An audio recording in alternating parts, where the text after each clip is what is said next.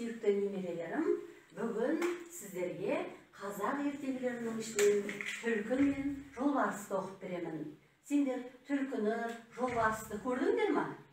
Білесіңдер ма? Енді онда қазір ертегіден жақсылап біліп аламыз. Бұрынғы уақытта түлкі мен жолбарыс жолдас болыпты. Екеуі бір жардың басына келіп қоныпты.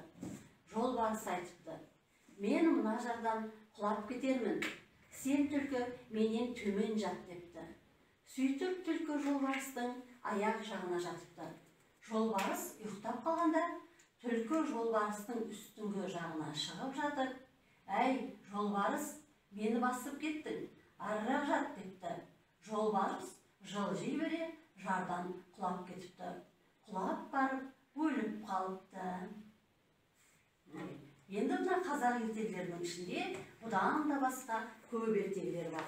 Келесі күні Қотыр торғайды оқып беремін.